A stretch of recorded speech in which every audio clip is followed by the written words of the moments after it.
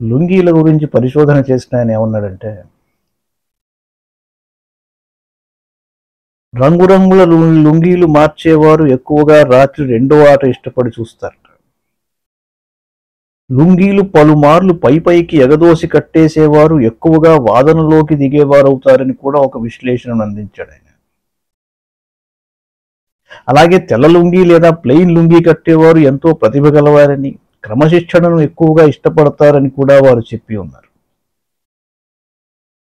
కాకపోతే ఎక్కువసార్లు లుంగీలు ఉతుక్కోలేని వారు, బ్యాచిలర్స్ లాంటి వాళ్ళు తొలుత రంగురంగు గల లుంగీలు ఎక్కువగా వాడటం మనం గమనిస్తామని చెప్పి.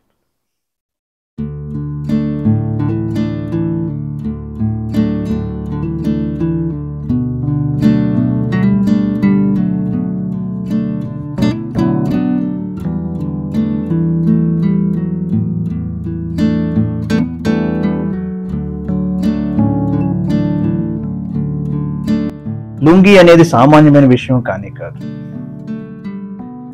మాన్యులైన సామాన్యులైన మానాన్ని కాపాడుకునే చక్కని ఎయిర్ కండిషన్ వస్త్రాభరణం ద్రవిడ దేశానికి ఆభూషణం ఈ లుంగీ. సుబ్బారావు గారు ఈ విషయంలో చాలాసార్లు రకరకాలుగా నాకు సెలవిచ్చేవారు. లుంగీ కట్టుకునే విధానంలో, ఎంచుకునే రంగులో, కట్టే పద్ధతిలో, ఏదైనా నొక్కి వక్కానించే సమయంలో నేలని తన్ని లుంగీ అంచుని తక్కువని చేతిలోకి లాక్కుని చెప్పే నైజంలో, వ్యక్తి యొక్క భావ వ్యక్తీకరణ ముత్యపు చిప్పులలో ఆణిముత్యాలు దాగి ఉన్నట్లు దాగి ఉంటుందని సుబ్బారావు గారు పలుమార్లు లుంగీ అంచుని సరదాగా చేతిలో పట్టుకుని చెప్తూ ఉంటారు. గళ్ళ లుంగీలు కట్టేవారు ఖచ్చితంగా పేకాట ఆడతారు. ఆ ఆట అంటే చాలా ఇష్టపడతారని ఒక చిత్రమైన సమాచారాన్ని సేకరించి ఉన్నారాయన. నాకు చాలాసార్లు అర్థం కాలేదు. ఒకసారి రంగురంగుల లుంగీలు మార్చేవారు ఎక్కువగా రాత్రి రెండో ఆట ఇష్టపడి చూస్తారని, లుంగీలు పలుమార్లు పైకి ఎగదోసి కట్టేసేవారు ఎక్కువగా వాదనలోకి దిగేవారు అవుతారని కూడా ఒక విశ్లేషణను అందించారు ఆయన. అలాగే తెల్ల లుంగీ లేదా ప్లెయిన్ లుంగీ కట్టేవారు ఎంతో ప్రతిభ గలవారని, క్రమశిక్షణను ఎక్కువగా ఇష్టపడతారని కూడా వారు చెప్పి ఉన్నారు. కాకపోతే ఎక్కువసార్లు లుంగీలు ఉతుక్కోలేని వారు, బ్యాచిలర్స్ లాంటి వాళ్ళు తొలుత రంగురంగు గళ్ళ లుంగీలు ఎక్కువగా వాడటం మనం గమనిస్తామన్నారు. ఆ మధ్య ఎప్పటి నుంచో అడగాలనుకున్న ప్రశ్న ఎట్టకేలకు అడిగేశాను ఆయన. బరాబరు ఎస్, ఏం లేదు సార్, అసలు ఈ లుంగీ అనే ఐటమ్ మీద మీరు ఎందుకు ఇంత శ్రద్ధ చూపిస్తారు, దీని మీదనే ఎందుకు ఇంత పరిశోధన చేశారు అనే సందేహం నాకు తరచు కలుగుతూ ఉంటుంది. నా ఈ ప్రశ్నకు సమాధానం చెబుతారా అన్న. ఆయన దీర్ఘమైన శ్వాస పీల్చారు. 2 అడుగులు అటు ఇటు తిరిగారు. లుంగీ అంచును చేతిలోకి తీసుకుని చిన్నగా నా వైపు చూశారు. లుంగీకి నాకు దగ్గర సంబంధం చెప్పారు ఆయన. లుంగీకి నాకు దగ్గర సంబంధం ఉంది. అసలు ఈ కథ చాలా పాతది. అసలు ఈ లుంగీ వల్లనే నేను ప్రేమలో పడ్డాను. ఓహో అవును, అవి నేను అప్పుడే ఇంటర్మీడియట్ లోకి అడుగు పెట్టిన రోజులు. ఎదిరింటి ఆవిడ అప్పుడే ఓ బాల్టీ తెచ్చి అందులో అప్పుడే పిండి ఉంచిన 2 గళ్ళ లుంగీలను తాడు మీద ఆరేస్తోంది. సుబ్బారావు గారు చక్కనైన ఫ్లాష్ బ్యాక్ లోకి తెలుగువాడు లుంగీలోకి మారిపోయినట్లు జారిపోయారు. నేను కొత్తగా లుంగీలు కడుతున్న రోజు. నేను మా ఇంటిలోని ముందున్న చిన్న గదిలో నేల మీదనే పడుకునేవాడిని. ఒక రాత్రి నేను కొత్తగా కట్టిన లుంగీలో పడుకుని ఉన్నాను. ఇంకా లుంగీకి నా మీద, నాకు లుంగీ మీద పూర్తిగా పట్టు చిక్కని రోజులవి.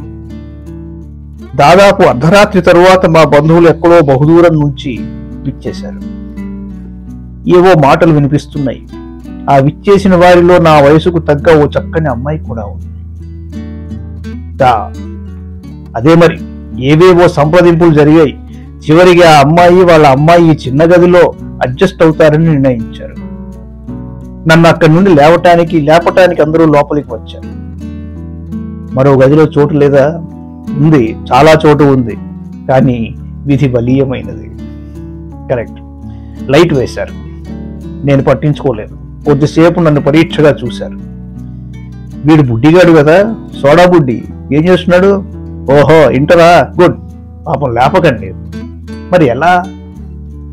వాళ్ళు వచ్చిందే లేపటానికి. కరెక్ట్. నన్ను మెల్లగా చేయి పెట్టి చూడు అన్నారు. నేను మెలకువతోనే ఉన్నాను కానీ లేవలేదు. ఎందుకు? అదే కీలకం.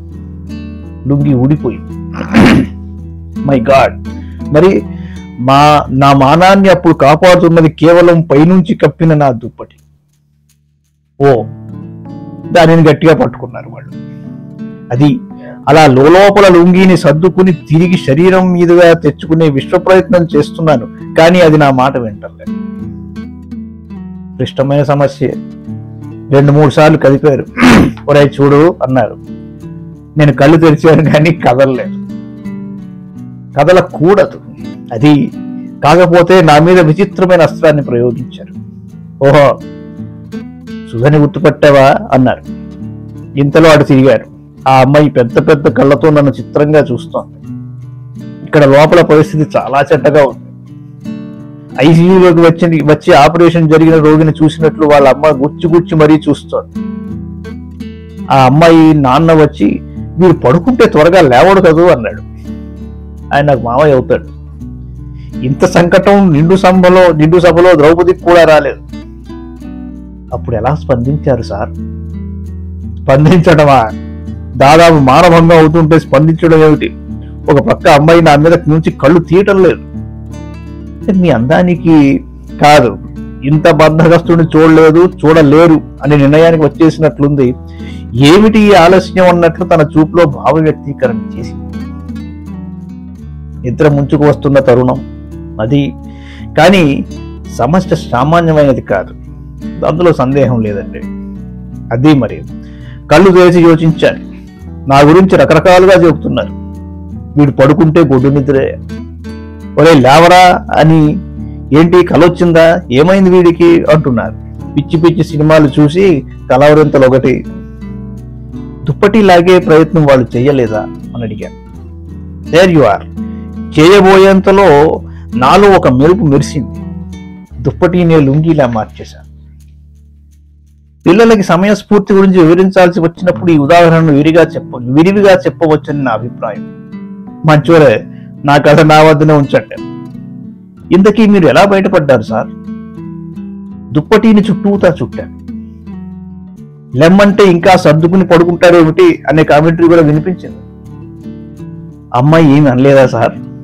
లేదు, తన చెయ్యితో మొహం చాటేసి నవ్వుతోంది. చలాకీ పిల్ల. చాలేండి, ఇక్కడ లోపల భూమి కంపిస్తోంది. అమ్మాయి పోనీ మీ వైపు నుండి చూపు మళ్లించిందా? లేదు, గుచ్చి మరీ చూస్తోంది. అయ్యో అందగాడు, మరి ఏమందమో తలుచుకుంటే ఇప్పటికీ వింతగా ఉంటుంది. ఇందుకే ఆ తర్వాత ఏమైంది సార్? ఏముంది, లుంగీ సంగతి మరచి దుప్పటిని శరణు వేడాను. పూర్తిగా చుట్టూ తిరిగి గోడ దాకా వెళ్లి దుప్పటి అడ్డం పెట్టుకుని లేచాను. వీడికి వెకిలితనం పోలేదన్నారు అందరూ. అలాగే అందరినీ తప్పించుకుని మరో గదిలోకి వెళ్ళాను. మీరు మొదటి నుంచి ఇంటెలిజెంట్ సార్. ఇంతకీ మీ లుంగి మీ వద్దకు చేరిందా? నేను జీవితంలో లుంగి మీద పరిశోధనకు దిగటానికి అదే కీలకం. మర్నాడు ఆ అమ్మాయి నేను డాబా మీద ఉండగా నా లుంగి నాకు తెచ్చిచ్చింది. అదోలా నవ్వి, నువ్వు కథలు బాగా చెబుతావుట కదా అన్నది. అవునన్నాడు. ఓ కథ చెప్పవా? ఓహో చెప్పారా? చెప్పాను. రాత్రి జరిగిందే కథగా చెప్పాను. నవ్వుకున్నాం. మీకు సంగతి తెలుసా? చెప్పండి సార్. ఇప్పటికీ ఆ అమ్మాయే నా లుంగి ఉతికి ఆరేస్తుంది. నిజమా? వాళ్ళ ఆయన ఎలా ఊరుకుంటాడండి? వాడి నేనే కాబట్టి.